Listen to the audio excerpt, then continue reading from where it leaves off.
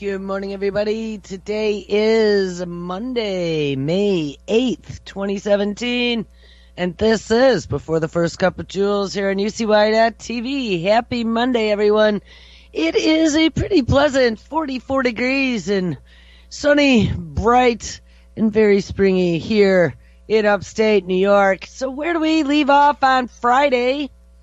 We titled the show Chimeras, Growing Organs, Venters, Genomics, Mad Science, and Neuralink. And apparently, there was one individual out there out of the full 39 that listened to the show that didn't seem to like my show. But I'll tell you, Venter and George Church and DARPA and the universities and the hospitals and the military that are all working together to create these technologies that are very anti-nature, mixing humans with animal DNA, supposed to be in the name of saving humanity, is to produce organs that'll be good for you, Johnny, and they won't reject. You won't get pig infections. But I'm telling you, by doing things like this, we are opening Pandora's box to horrors that we haven't even imagined in our wildest nightmares. And if you start thinking back, I've talked about this before, if you go back into like Greek mythologies and things of that nature, with all the different gods, quote-unquote gods, with superpowers, and these aberrations, mixtures between man and beast, like the Minotaur. You thought that was myth or fantasy, but I hate to tell you, we are about leading to that time where that is going to be in our reality. And just imagine some, I'm not even going to say the Chinese government might be doing this. No, let's just say it was a rogue Chinese scientist working down a deep, dark hallway. Or, hey, even better yet, what about a rogue U.S. scientist working down a deep, dark hallway who got his nose out of joint because he couldn't get any federal funding? I think we just read a story like that just last week. I don't remember what this lunatic was making, but because he couldn't get federal funding, he had someone like Georgie Porgy Church that was advising him, and he got private funding to start growing scary things in petri dishes. And though there are laws in certain countries, like here in the UK, that say, you grow a human animal chimera, you got to put it out of its misery within 116 days or something. I don't remember what the day was, the day count, but it was definitely not right now allowing them to grow them to full term. Who knows in other countries what they're allowing, and not only other countries, but think about this. Other countries who might publicly say, oh, yes, we are on board with the international regulations, wink, put down a deep, dark hallway all in the name of creating a DARPA-esque facility. And remember, China and Russia were creating their version of DARPA. They could be creating mixtures of human, animal, and technology, like laser eyeballs or big flappy wings made out of graphene, I don't know, that grow to use in the war machine. Think about that one. I think about this stuff sometimes in my quiet time, and I don't get very much quiet time, like never. But in those wee hours, the few fleeting moments where there's nobody needing my attention, I think about these things. And I've thought a lot about the Chinese clone factory. We talked about clones last week as well. How in 2008, at the very end of the reign of George Bush, remember all his buddies cattle farmers, and there was no mad cow disease. Nope, just make sure you down them before they fall down, and you don't have to tell anybody. But with the cloning, 2008 also, the FDA approved cloning for consumption. And that's the scary part, because that's something that in the UK, they absolutely, at least the last time I looked, and please, one of our UK listeners out there, correct me if I'm wrong, but I am pretty certain that it was a big to-do when some cloned meat that was for quote-unquote research purposes only got into the food supply as some kind of cruel joke against a woman. And they were pretty upset about it because that was not meant for anyone to eat. But here in the United States, 2008, the FDA passed a law that allowed food producers to not only clone meat, number one, but number two, don't require any labeling, and number three, determined that it was some sort of biological equivalent. And I know, and I said this the other day, but this just floors me. They said, we know that it's expensive to clone meat back in 2008, which is not anymore. But someday, when the costs come down and you guys decide that it is your best interest to start cloning animals, well, you guys can clone them and put the meat into the food supply and not have to tell anybody. And that's where they left it. So, I don't know, there was a story, I don't even remember when it was. Let's see. 2012. Anthony Gucciardi. Before Anthony Gucciardi's days, which I don't even think he's with Jones anymore. But Anthony Gucciardi was always kind of on his own. And then he had a website, and I think he was even with Mimi, the natural news guy, and he bailed on him too. But I always liked Gucciardi. Gucciardi did a story back in 2012. So not only is the FDA approved clone meat, even though nobody was doing it back then, even though they didn't have any inkling to put it into the food supply when it became non-cost prohibitive, you would be able to put it into the market. And so when I asked the USDA, hey, how much cloned meat's on the market? Guess what? They don't know if you are eating cloned meat. So we see that the Chinese built themselves a cloning factory where they can make up to 1 million cows a year. And the guy who built it said, hey, we can even tool it for humans. And so, you know, these things all bounce around in my little empty brain. They echo. There was an echo. And they all kind of combine together and start playing out this really horrifying scenario in my mind of our potential not too distant future. So let's add clones, let's add humans, let's add chimeras. And then let's add some of this mad science gone mad. I mean, we're experimenting with all of it, so why not? We know how to zippity zap the brain, bzz, bzz, do all kinds of cool things. We can enhance it. We can cure mental disease. Let's splice and dice. I don't know. A few superhuman traits. I just saw something the other day. There's a company called Odin. Odin, as in the Vikings. Odin. And this is the company that had that DIY genetic modification kit so you could splice and dice genomes in mommy's back bedroom. Well, they were advertising on Facebook about the future of humanity. And they had some adult's hand holding a child hand, and I think I might even mention this on Friday.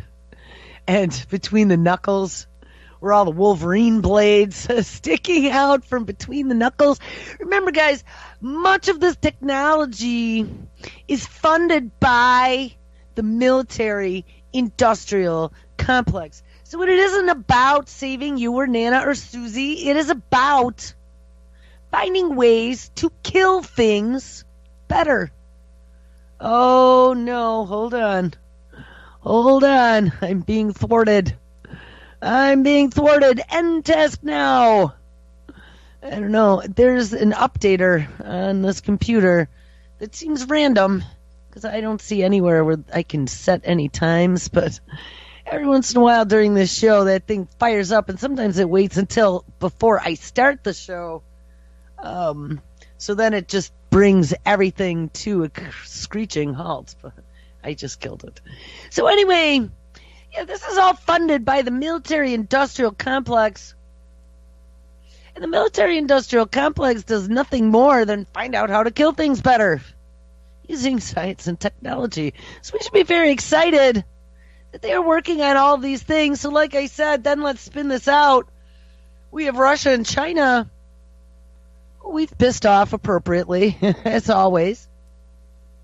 And they're like, no, we're not working on any of this stuff, wink. But I'll tell you what, China's way, way, way ahead of the game with any of these technologies, CRISPR especially. And even genetically modifying human embryos, something that here in the UK we were lagging quite a bit behind. So it's got to make you wonder. I saw some of those Chinese troops standing over on the North Korean border in a news story last week or the week before. And I thought to myself, wow, those boys look pretty young. You know, they look probably about 18, 19. They were all really scrawny little guys. And I started thinking to myself, when did they start tinkering with this technology? You know, because how long would it take? A simple generation, unless, of course, they can find a way to accelerate growth. Oh, I didn't give them any ideas. But at least right now, as far as I know, it's still going to take a normal human lifespan for one of these, what did they call them in that sci-fi movie with Harrison Ford? Oh, replicants. How long is it going to take for a replicant to grow to full term in the future? Because, I mean, I could guarantee you some smarty pants scientist, you know, they might already be working on how to stop aging. But if you learn how to stop aging, it's not too much of a stretch of the imagination to figure out how to accelerate aging. And hey, maybe that could always be a kill switch in these things. Let them get old really fast so we don't have to worry about them overpopulating and taking over. But you know, I wouldn't put it past any of these lunatics that they would be developing some sort of superhuman cross animal soldier. Minotaurs would be perfect. Combination between some sort of like bull and human. And like I've joked many times before, but it's really not a joke, add some sort of laser vision or abilities to see in infrared or ultraviolet. You have a couple pokey wings that on demand that come out. And then put a little brain control interface. We're going to talk about that. Elon Musk, Neuralink, we read a story on Friday about that. He is marching straight ahead. We want to join the machine because there's no way we're going to be able to beat it. Let's put some sort of neural interface in there, and you could control these human-created Minotaurs with a joystick. Or, hey, how about with AI on the back end to fight all your wars?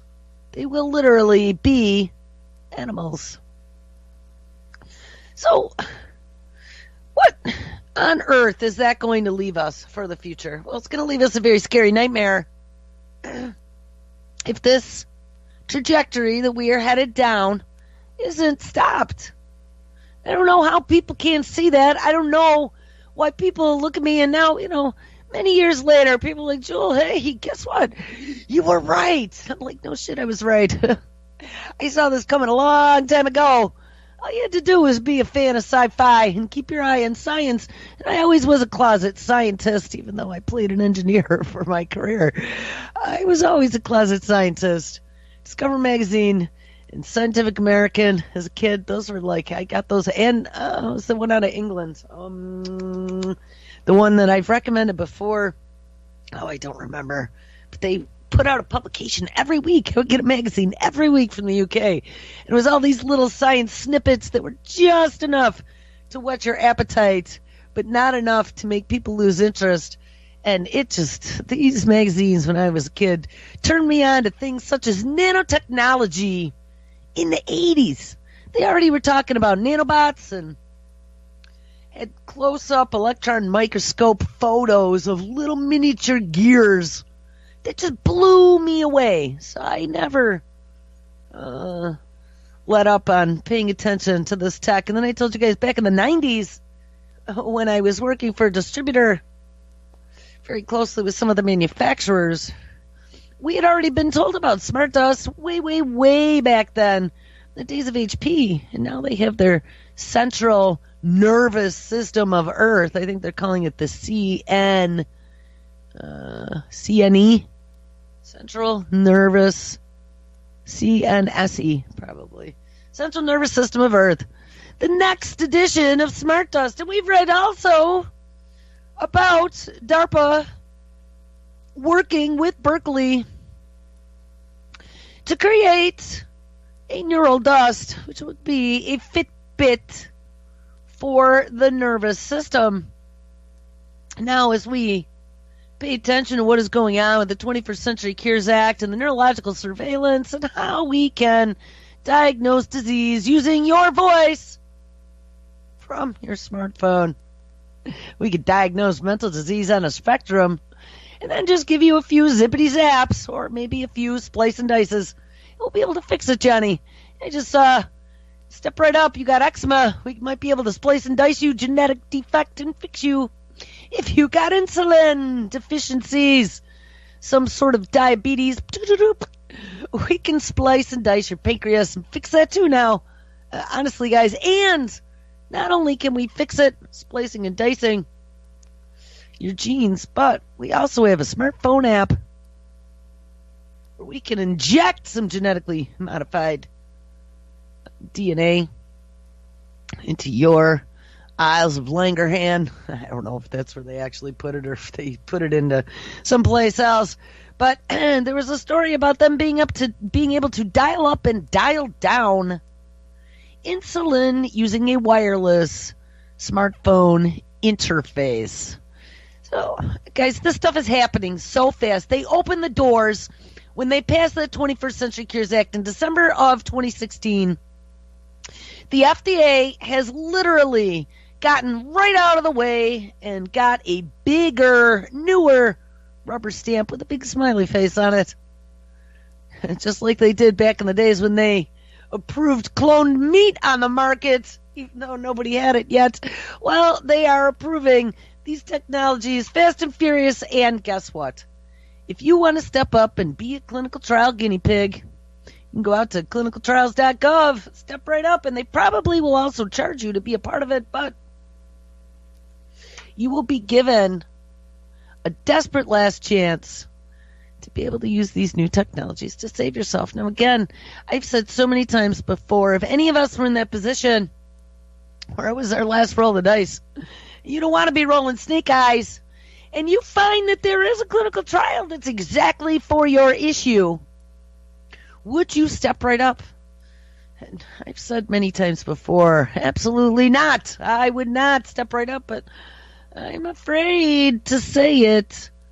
I've run into a few issues now where someone has come and asked for some help from me, and the first thing that I did was say, hey, maybe we should look at some of this mad science gone mad, because there might be somebody out there who can help. And you know that there is. And you know that when you are faced with those last moments where there is no other choice, and this is what they're hoping, you will become the willing guinea pig. Wireless neural dust can monitor your brain. Sand-sized sensor implants give instant feedback from nerve cells. Neural dust wireless implant sensors are currently only 3 millimeters in length, and this new healthcare technology could even be more groundbreaking. Scientists are working to shrink these to micron size, which is about the width of a human hair. These new prototypes made by scientists at UC Berkeley, this would be from funding with DARPA, are each roughly 3 millimeters long, 1 millimeter high, and 4/5 of a millimeter thick. Each neural dust mote, and this is a neural dust mote, remember, this is that monitoring of your nervous system like a Fitbit 24/7 out to a dashboard so they can see what's going on inside of you. These piezoelectric crystals reflect some of the incoming ultrasonic pulses. We read about this. They won't need any type of external power source. Scientists had previously explored using radio waves to power and communicate with the neural dust mote, and we read about those as well.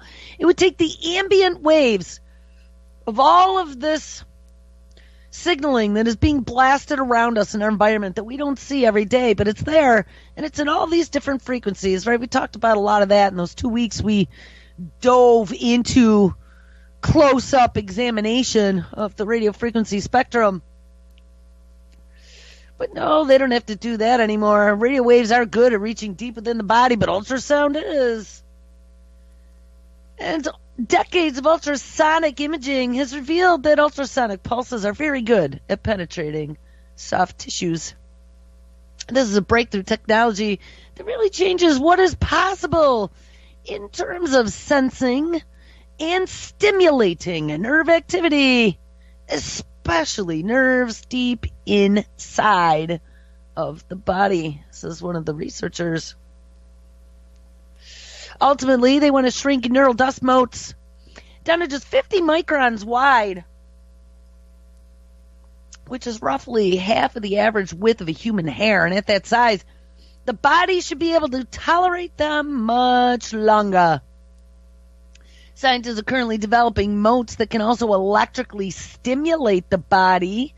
And if they are successful, and remember, this is part of this Electar X program, zippity zap in the vagus nerve, to be able to cure all kinds of diseases and manipulate and control the body. We also found out that Google has a project that they are working on with GlaxoSmithKline for what they are calling, quote-unquote, electroceuticals. Same sorts of technology. Since and listen, they even mention it, since electroceutical therapies may still have many applications in the peripheral nervous system, such as bladder control or appetite suppression, researcher Jose Carmina, a neuroscientist and electrical engineer at the University of California, Berkeley, says that these experiments could be quite helpful in the long run. Scientists want neural dust motes in the brain and the spinal cord. And one challenge that neural dust targeting the central nervous system faces is how ultrasound does not pass through bone. Well, that raises challenges. If you want to create a brain-machine interface, step up, Elon Musk. It's going to be difficult. It's not impossible by any means. Researchers are now working on miniaturizing these neural motes further, discovering more biocompatible materials to package them in so they can last longer in the body and incorporate other sensors as well into them. Eventually, these motes, neural motes, could be used anywhere in the body, not just the nervous system. In the long term, we want to be able to send energy to and communicate with implants all over the body. Come on. They're just going to inject these suckers in with the needleless, high-pressure pneumatic injector like they had on Star Trek, and they were working on those also, to record data from a variety of organs in many different ways, maybe even reporting on the conditions of tumors or cancer therapies.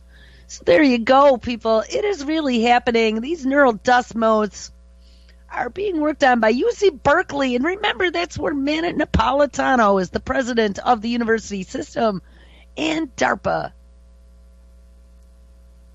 University of California has very long history working with the military industrial complex on a lot of different projects throughout history, going back to and probably even before the Manhattan Project. So I run across another story.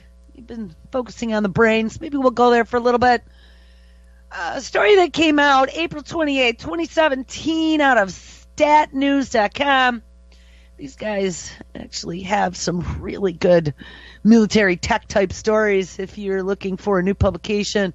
I've read these guys a few times. These are the ones that did the exclusive expose on a good majority of Congress who just passed the 21st Century Cures Act in December of 2016, being hugely invested in biotechnology stocks. So that was quite a bombshell there. The story, April 28, 2017, so a week or so ago. Can zapping your neck help you quickly learn a foreign language? Well, hey, guess what? That's where that vagus nerve runs. And remember, DARPA was trying to do the zippity zaps to teach people who didn't know how to fly a plane to become pilots, hoping that it would make them learn faster. I don't know, they had minimal success on that experiment last year or the year before, but it looks like they might be up to it again. Someday, it may be possible for a soldier to stick a tiny electrode behind their ear in order to learn a foreign language more quickly. That is the goal of the Defense Advanced Research Project Agency's initiative, announced just last week, providing more than $50 million in funding for 8 teams to research how to improve people's ability to learn things by stimulating the what? Oh, that very same peripheral nervous system, which consists of nerves that fan out from the brain and spinal cord. Specifically, many teams are looking at ding, ding, ding, ding, the vagus nerve. Yay! That nerve in your neck that connects and winds its way through all your organs down to the gut from the brain. Electrical shocks delivered to the vagus nerve have shown promise in treating depression and epilepsy, and products are already on the market for those purposes. You know, we talked about a couple of those devices that ELF emit that isn't necessarily zapping the vagus nerve, but it is allowing you to entrain your brain waves and to turn up or to turn down your neural activity by just readjusting the frequency. There was a listener out there, if you're out there, Electron, who messaged me about some of this technology, and I guess there's quite a number of other things out there. Another one was called the God Helmet that seemed quite interesting as well, that allows you to have these higher level experiences. And from what I was reading a while back when we were looking into the RF spectrum and specifically at the brain frequencies, some of those higher level frequencies, and I don't know, don't hold me to this one, but I think it was over like 60 hertz maybe. The brain goes from 0 to maybe 30 or 40, and then you get up into the aggression range, which of course the ELF emit doesn't go there, but I can guarantee you that some of the experimentation that DARPA's been doing for their quote-unquote super soldier project probably focuses on the aggression range. But then once you get above that, I don't remember what that range is called, but it's like a super high-end range where you start having what I've always called them since I was a kid, bursts, bing, where you just, your brain starts to go into high gear and all these connections start to connect together. And it's a very high-level avenue of thinking, like you're having some sort of eureka moment. But once you get up into those levels, that's what it seemed like, almost like that God helmet was doing, was taking you up into those higher ranges where your brain is on fire,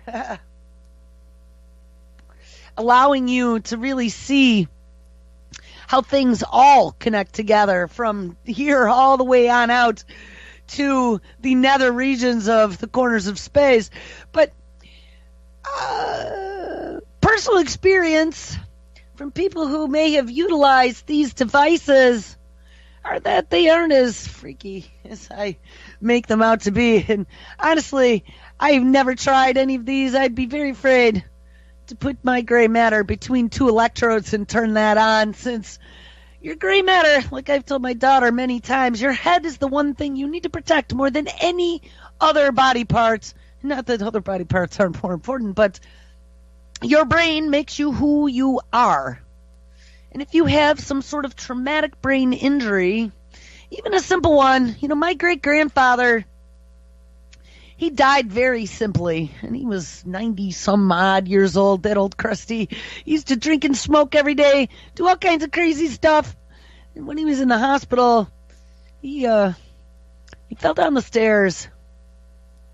He's walking up the stairs very slowly, and he starts opening the door to the hallway from outside. And I guess my great-grandmother saw the door open, and she went and pushed the door closed, except my grandfather was on the other side, and who knows if that was the truth, but that's the story I was told. And he went falling backwards down the stairs, and he broke his collarbone at like 94, 97, something like that. He ended up in the hospital, and he was quite the monster.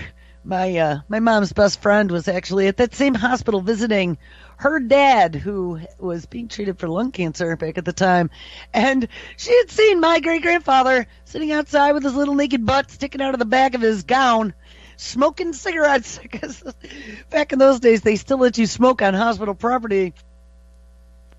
And the nurses used to get so mad because this old coot would be wandering around the hospital doing things and pinching nurses' butts and pushing down his rail on the side of the bed every time they put it up.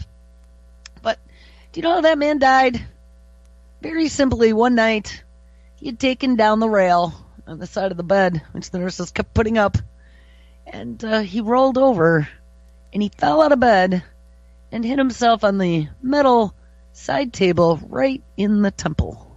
And poof, that was the end of that. So you need to take care of your brain, and it wasn't even that big of a impact.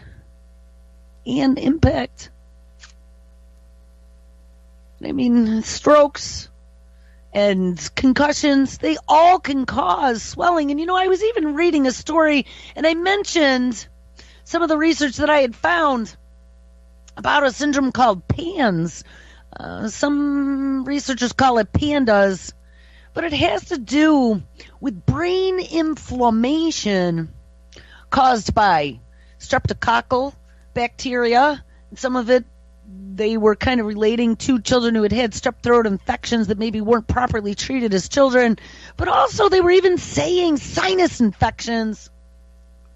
Which, those of us who had allergies and stuff growing up, who didn't know we had allergies because you didn't really have allergists or anything back then, didn't know it, but it causes behavioral issues in children. They're discovering that some of these mood disorders and that really aren't physical problems or chemical problems. They have to do with actual brain swelling that is occurring from, let's say, allergic rhinitis, that then, because the kids aren't blowing their nose, is causing a sinus infection, and then the sinus infection, you're getting bacteria, and it is causing all these inflammation issues within the blood vessels in the brain that are then pushing on areas of the brain that are causing problems. I mean, it's just so beyond crazy that something so simple. But anyway, I digress. Your brain is you.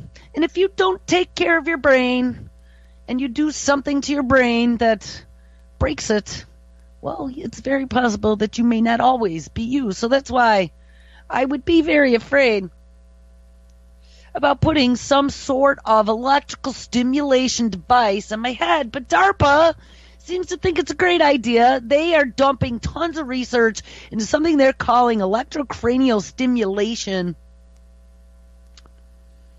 And that's another one. I mean, these are all kind of the same technologies, but for different things. So this one is for the vagus nerve, promise in treating all kinds of different things. Electrical shocks delivered to the vagus nerve have shown promise in treating depression and epilepsy. And remember, it's all about mental health as well. And products are already on the market for these purposes, but those happen to be implants. And those require surgery to install and remove, but don't worry, that neural dust mote won't. And researchers hope at some point that they can design, ding ding, non-invasive devices to stimulate that vagus nerve that could sit behind the ear, on the neck, or even in a set of headphones. Remember, we read about that as well, with the headphones that can stimulate your brain to produce dopamine and make you high as a kite. But right next to your ear is where that nerve comes close to the skin. DARPA's goal, of course, is not to treat illness, but rather to enhance healthy people. Wink. And that is part of that super soldier program. Some researchers shown that stimulating the vagus nerve during learning can also have an effect, albeit in a highly controlled laboratory environment. Don't do this at home, kids. But there are lots of open questions. Is it best to zap the nerve before you learn something, or while you're learning it, or maybe even afterward? How strong should that pulse be? And how do you make sure that you are not sending damaging electrical signals to other parts of the body connected to that vagus nerve, like, oh, I don't know, your heart? To find the answers, there are some teams that now have wired up little mousies, rats, or pigs, and others are going straight to humans. Step right up for your clinical trial. Xiao Qin Wang, a biomedical engineering professor at Johns Hopkins University, yes, the place with the biggest children's brain database on the planet, who is part of this DARPA project, is starting human trials in a matter of months. He is trying to see how stimulating the vagus nerve would impact the ability of people to learn new words. Words that sound similar but mean very different things are particularly challenging in learning a new language. Take rock and lock, for example. Wang will teach test subjects a set of words, while some will receive a small electrical shock via an earpiece stimulator. Others will be learning the natural way, and Wang will compare the two groups to determine the effect of stimulation. Of course, there are other less high-tech stimulants, says Kevin Otto, an associate professor of biomedical engineering at the University of Florida, who is also part of this DARPA project. You could use coffee, sleep, pharmaceuticals, but those impact your entire body. Well, personally, I like sleep and coffee, but hey, they work pretty well for me. Time tested. Other research is trying to electrically stimulate the brain itself with electrodes. Oh, yes, to improve cognition via what is called transcranial magnetic stimulation. But still, scientists say that approach as well delivers electricity over a very large area.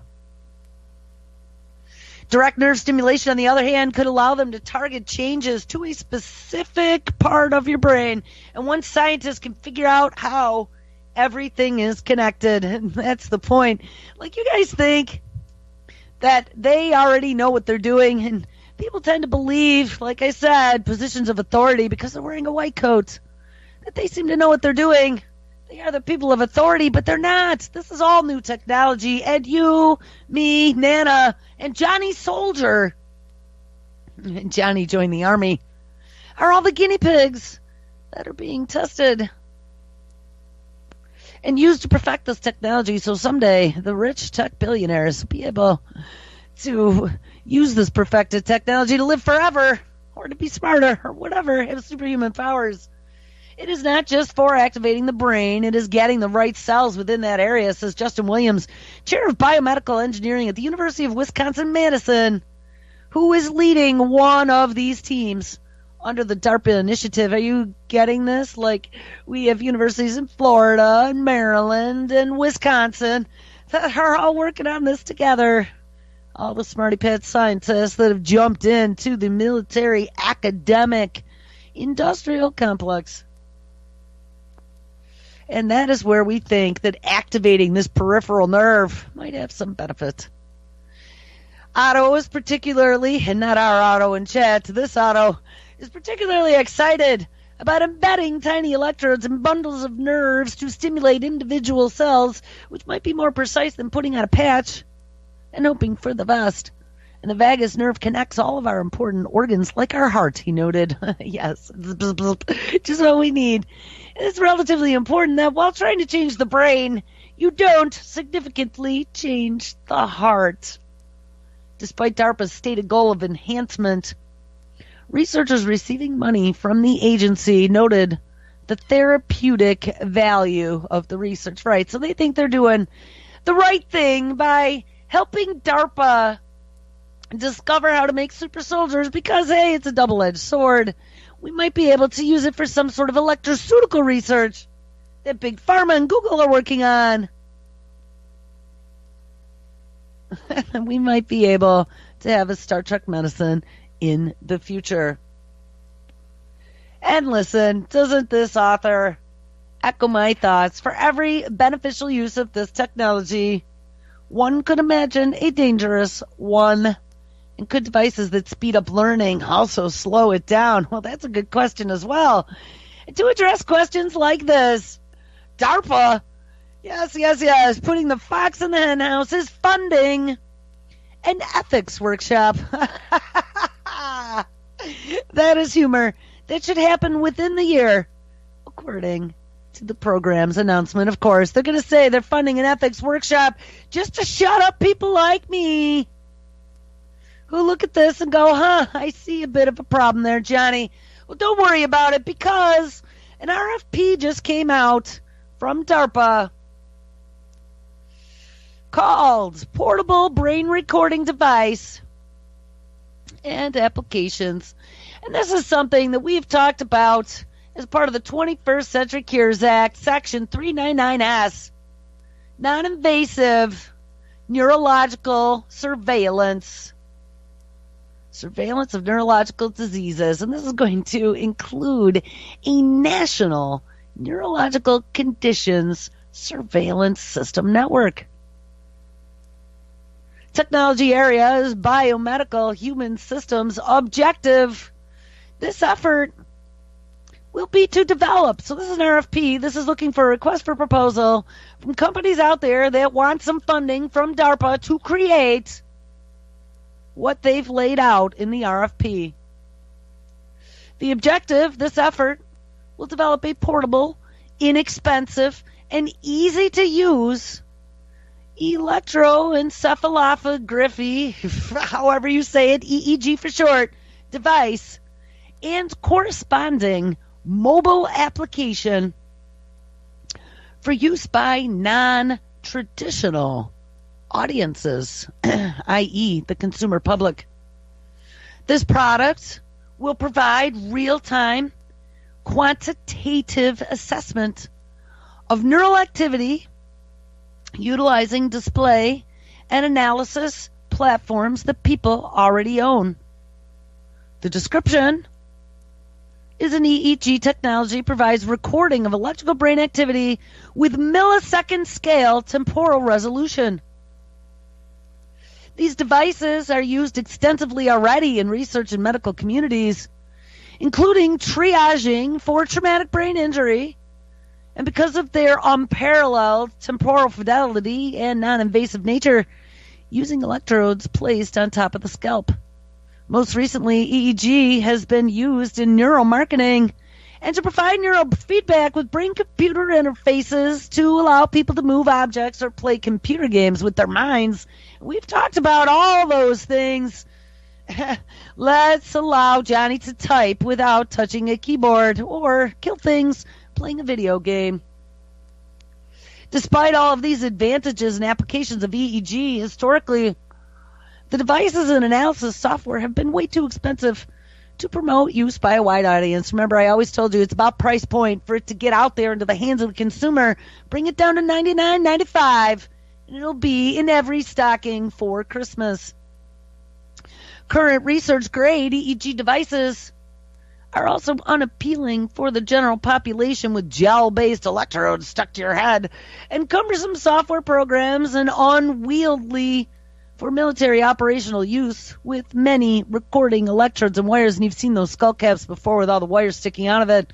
The commercial systems that are available and could potentially be used by a wider audience remain rather expensive and are scientifically suspect or not flexible in regards to electrode number and placement. But don't worry about it, Johnny, because DARPA wants to fund it.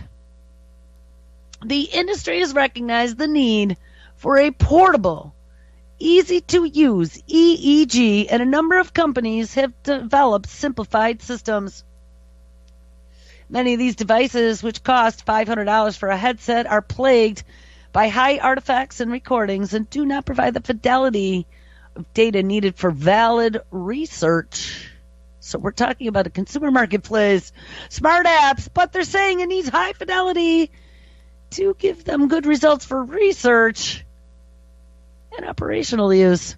These devices are typically comprised of only a handful of sensors with fixed locations on the scalp, and this low number and lack of flexibility in recording locations dramatically limits the ability of these devices to collect quality recordings for research. Typically, these commercially available portable EEG systems are only used for biofeedback and the gaming community. This proposed device by the Department of Defense would be pretty amazing. There's a great need for inexpensive and easy to use neural recording devices. Ding-a-ling, that is the exact same terminology that they used in that Section 399S in the 21st Century Cures Act. Neural recording devices, specifically non-invasive. But this RFP continues, and this is what made me fall off my chair. Having an EEG in every classroom in America, what? Would engage students in science and technology in ways not previously possible in the field of neuroscience. Teachers could design lesson plans in biology about the brain and sensory systems and then use hands-on demonstrations to engage students. Students could record their own brainwave activity and then download that data to their iPad, which I'm going to add is secretly then sent to the neurological surveillance system. Including EEGs and basic military first aid kits would also help both medical diagnostic and clinical care for deployed soldiers. Portable EEGs could also be used in the field, with the data sent to a corresponding application on a smartphone. Ding, ding, ding. For near instantaneous analysis. Oh, I think Johnny's a little mentally ill. Got a zippity zap him, fix him right up. The Department of Defense has an interest in encouraging science, technology, engineering, mathematics, STEM, and developing low-cost, flexible EEG devices with advantages over the state-of-the-art technologies. It would allow many researchers to address basic applied EEG issues in a DoD salient fashion. They want to be able to build algorithms to detect incipient sleep. They want to diagnose or triage preclinical post-traumatic stress disorder.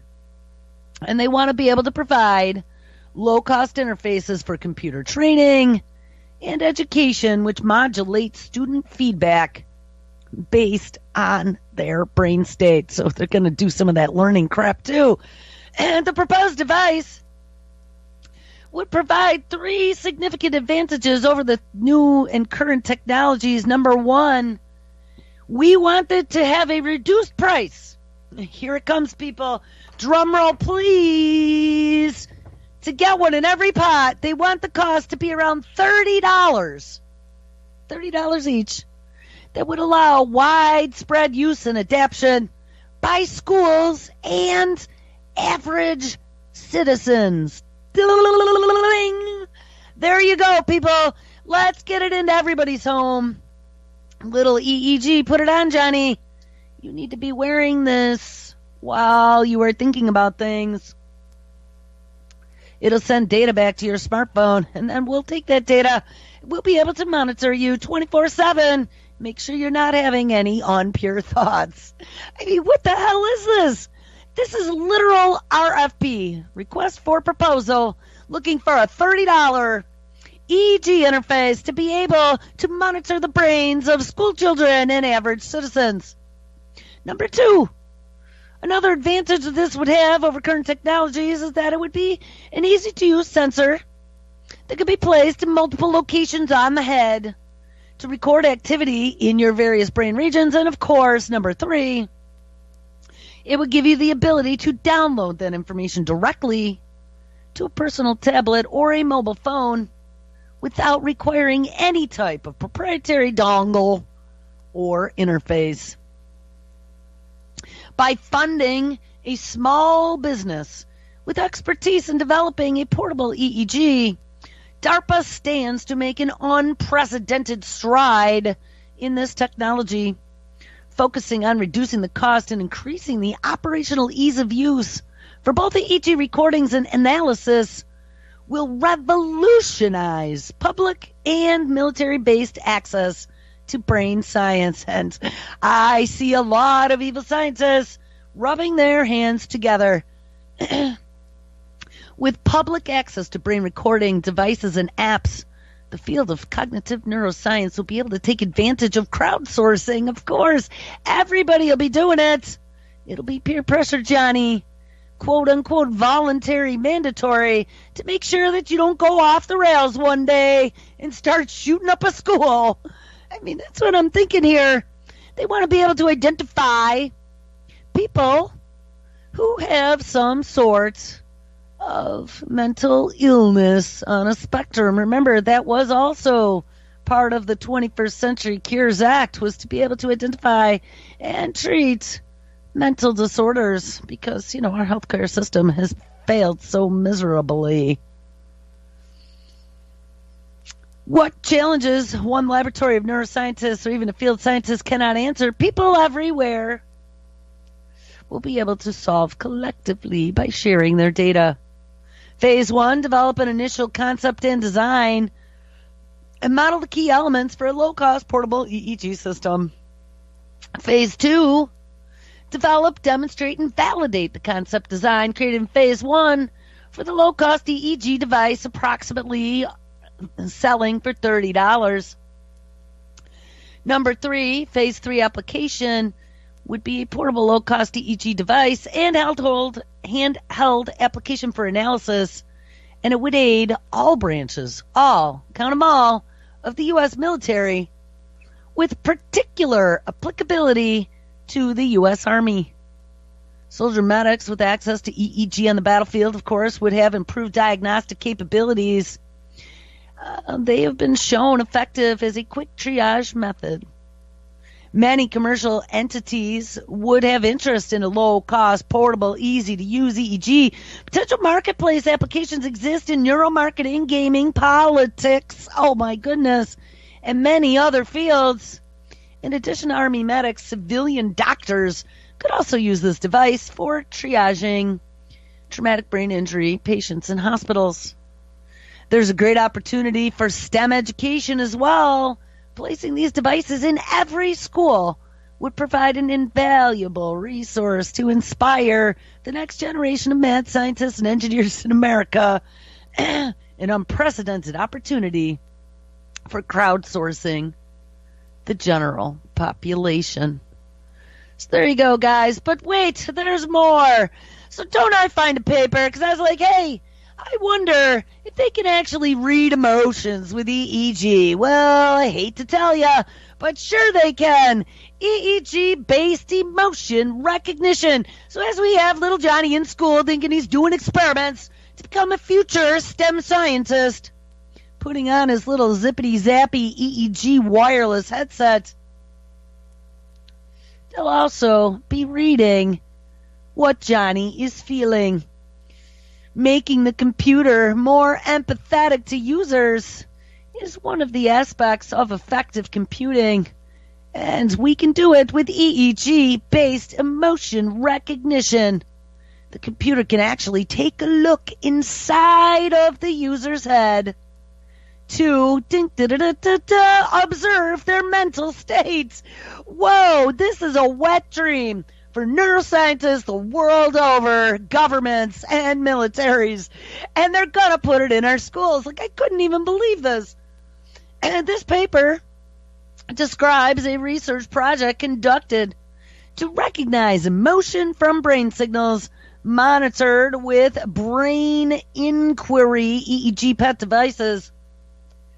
Firstly, literature research has been performed to establish a suitable approach and determine optimal placement of a limited number of electrodes for emotional recognition. The second step consisted of putting this information into practice with the brain inquiry apparel, which I'm not sure if that is clothing, but it could even be a hat. Put your hat on, Johnny. Don't worry about it. It won't hurt a bit. During their experimental phase, which was finally analyzed to see what results could be achieved. And let's scroll down because we're almost out of time. Let's scroll down. What did they find out? I don't know. It's really long and I don't think I can scroll fast enough. They want to read your emotions remotely. And here's something, actually we'll go here, something called Bio Radio. They already have it. Wireless and mobile EEG systems for healthcare. It's a physiological monitor to provide standardized methods of wireless and mobile EEG physiology signal measurement to be able to use for teaching physiopsychology, neurophysiology, and research. It can tell the difference between alpha, beta, theta, delta, and gamma waves. So there you go, people. Looks at those brain waves and tries to figure out what is going on inside. And don't think for a moment that they won't be looking at that data, trying to figure out how they can maybe make some of those little mini brain balls. And some of those brains they are building for artificial intelligence mimic our emotions. All right, guys, make sure you stick around. It's Monday, and